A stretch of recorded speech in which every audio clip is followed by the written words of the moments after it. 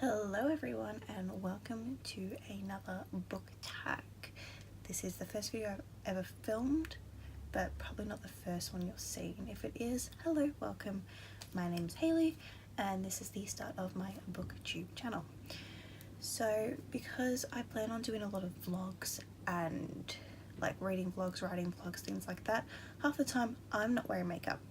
So I thought, why not start off not wearing makeup, put some makeup on and talk about books while I do it. So today I'm doing the lovely makeup and books tag, which the original creator and some of my favourites will be featured down below.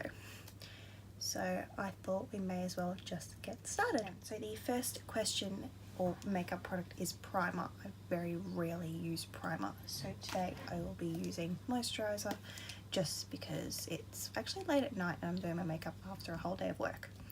So just gonna put that on, and while I do that, primer is to pick a book that made a lasting impression on you. So the book I chose for primer is Perks of Being a Wallflower by Stephen Chbosky. This book has such a special place in my heart.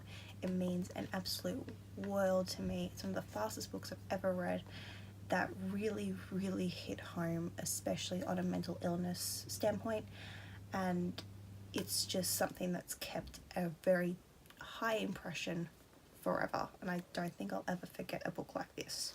So for foundation, the question is favourite first book in a series, and while I talk about that, I'm just going to apply my foundation with a grotty as hell makeup sponge thingy. So the first book in a series that I chose was Vampire Academy by Rochelle Mead. This book was something that has stuck with me for a long time, so it's also made an impression. But it truly starts off Rose Hathaway's story in the best way possible. It's a book that proves that it's not just another vampire book.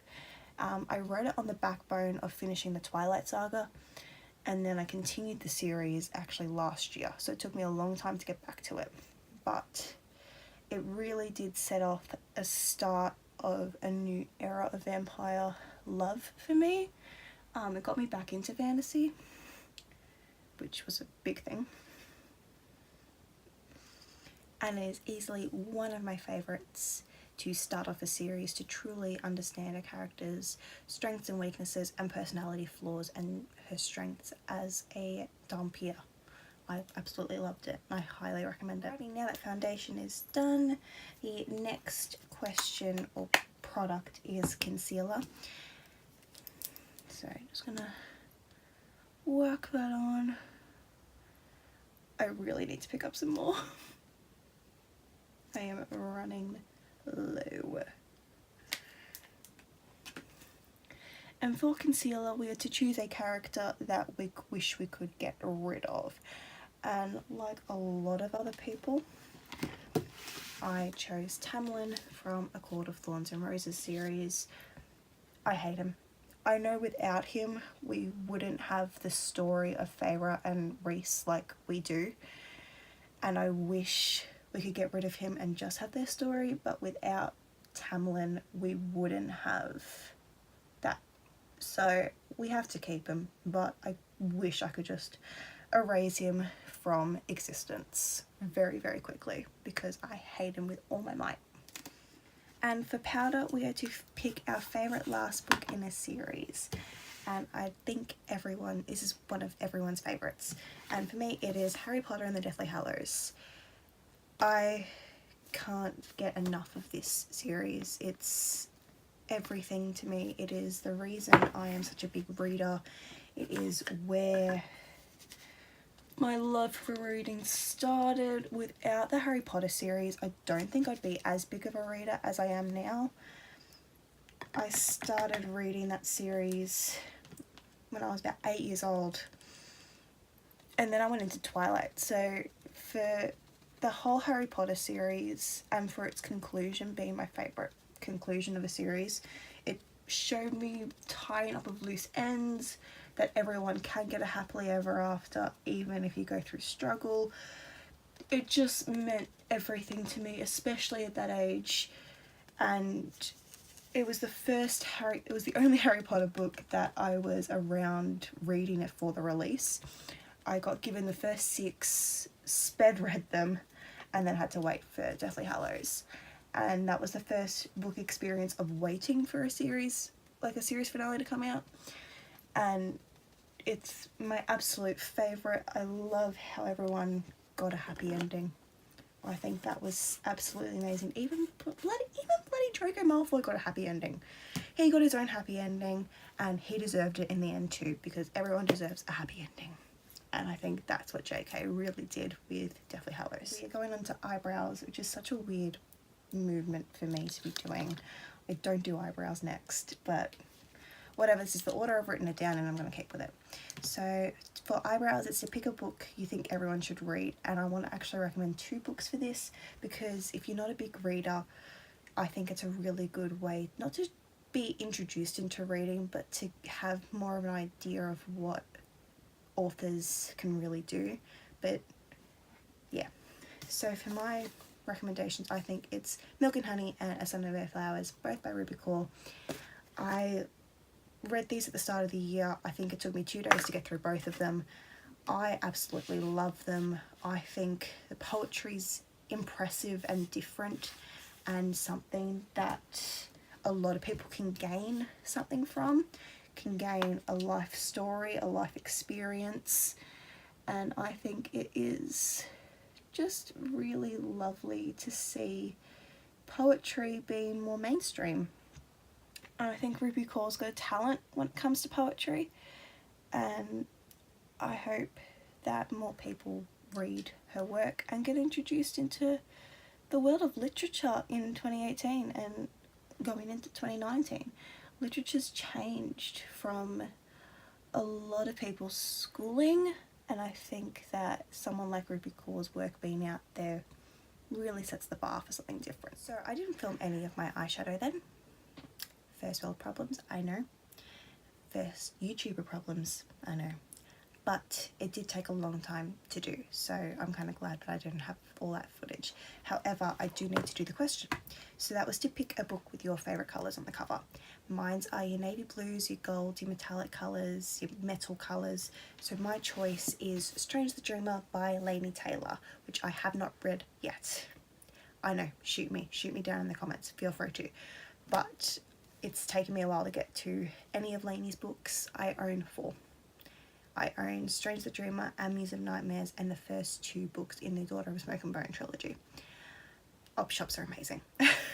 But I cannot wait to get into this book. It is high on my TBR to try and finish by the end of 2018, and I think her writing is something I'm really going to fall in love with.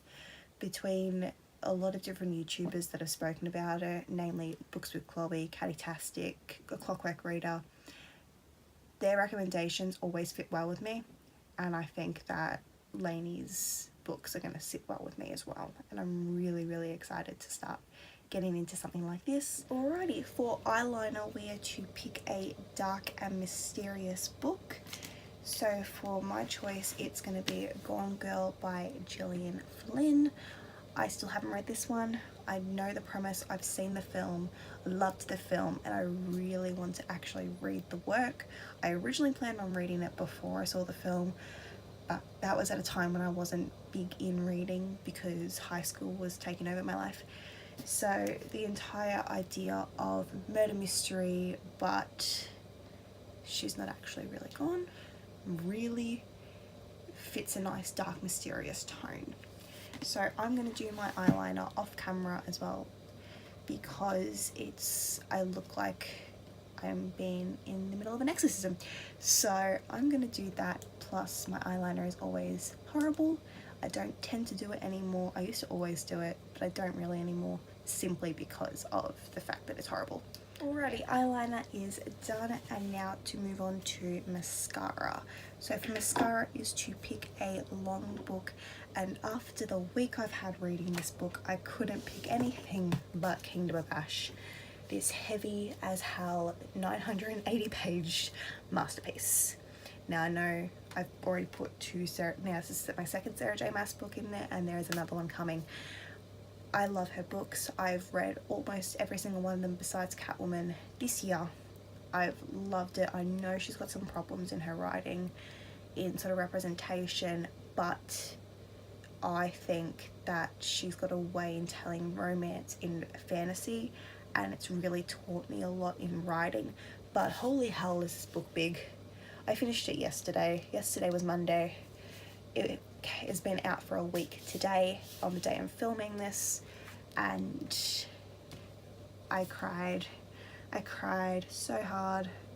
This book is everything, and if you've read it, and if you've read the ACOTAR series as well, I hope page 800 made you squeal, because it did for me, and that's the only semi-spoiler I'm gonna have, because this is a masterpiece.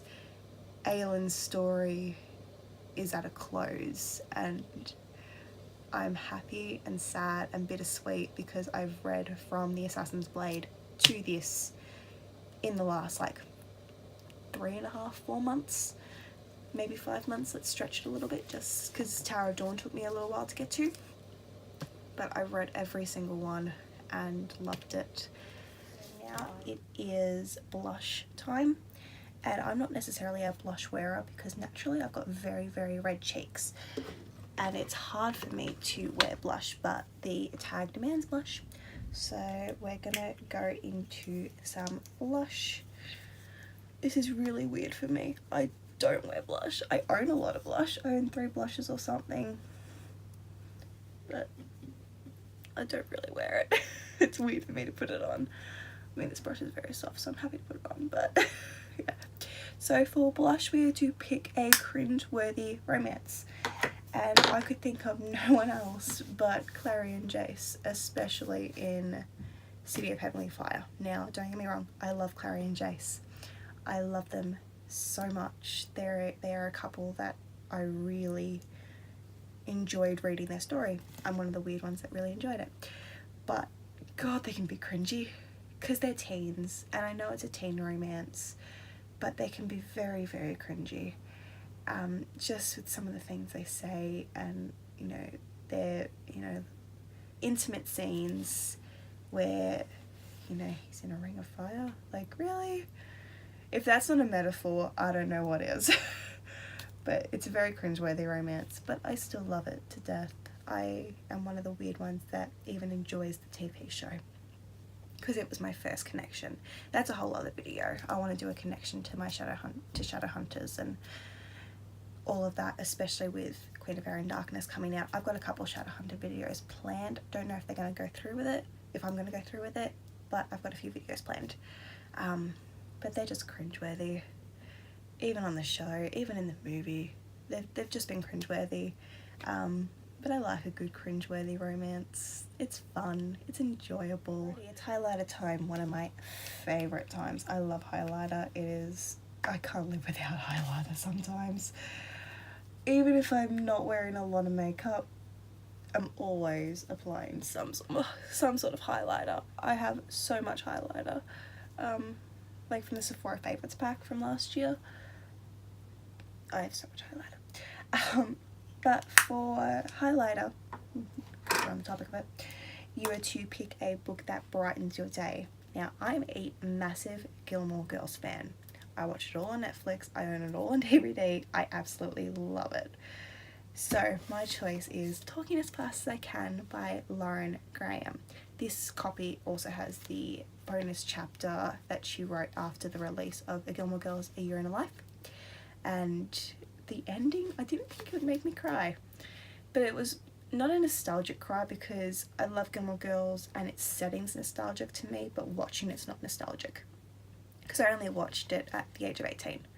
So it's not a nostalgic story to me in that sense, but still, when she started writing the lyrics to the song, to the theme song, there were tears. I was in a public setting. I was on my way to work. I was sitting there reading the book, and there were tears, and I knew people were looking at me, but I couldn't care because it was Gilmore Girls. it brightens my day. I love Lauren Graham. I love watching her interviews, especially the one she did with the release of this with, I think it was Stephen Colbert. That's a funny interview. That is so hilarious. I cannot recommend this enough. If you're a Gilmore Girls fan, please read this because you won't be sorry. It's amazing. So the original tag didn't have contour, but I know Natasha put contour step in because contour is very much a part of her makeup routine, and she does her makeup beautifully. Hers will definitely be down below, especially because of this question. But for her, she put the question of contour in of what book surprised you so much with its depth. The book I chose for contour is Halo by Alexandra Adornetto. This is not a very popular book on BookTube from what I am aware of. It's a book that has a lot of biblical referencing, and it follows angels in this real world setting, and it is a book series that I waited every other year for the next one to come out. It was something that I never thought I'd be interested in. It's angels and demons, and well, yes, demons are something I love. Angels isn't something I read a lot of, and I really heavily enjoyed this book. The main reason I think I fell in love with this book and this series in general is because Alexandra Adornetto is an Australian author. Other thing I fell in love with is the knowledge that Alex published her first book at the age of 16. Now that's something, even if you don't like her writing, is something to aspire to. You can see how broken this book is. It's so damaged. Back in a time when I didn't look after my books. But the story of Bethany and Xavier and in Venus Cove, and it was something that meant a lot to me. It really opened my eyes to a different look at Catholicism, especially while I was in Catholic school. I loved the idea of that. I loved learning more in a setting that I enjoyed rather than a school setting where it was textbooks and everything. I enjoyed listening to this story. I enjoyed reading this story and falling in love with a world I didn't think I'd really enjoy. The final step, which will now make me look more human because I put foundation on my lips. I don't know, I probably look like a ghost the entire time.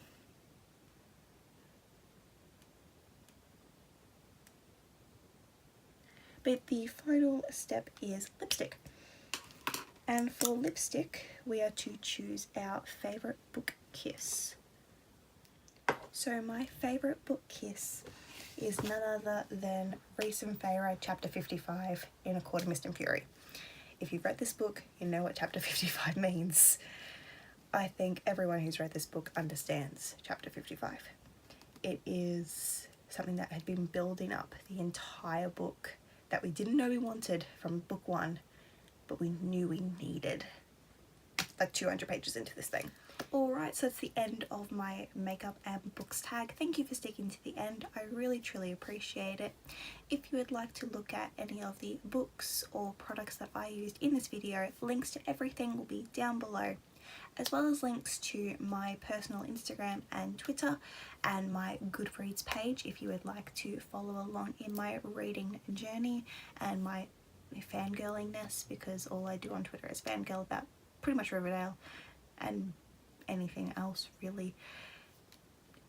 If you're not already, please subscribe. I would love to have you join my new BookTube community. I'm really excited to delve into this world of filming and video making and having people along for the ride. So if you'd like to do that, please subscribe. I'd highly appreciate it. If not, that's okay. All good. Alright. Thank you so much for watching, and I will see you in another video. Bye!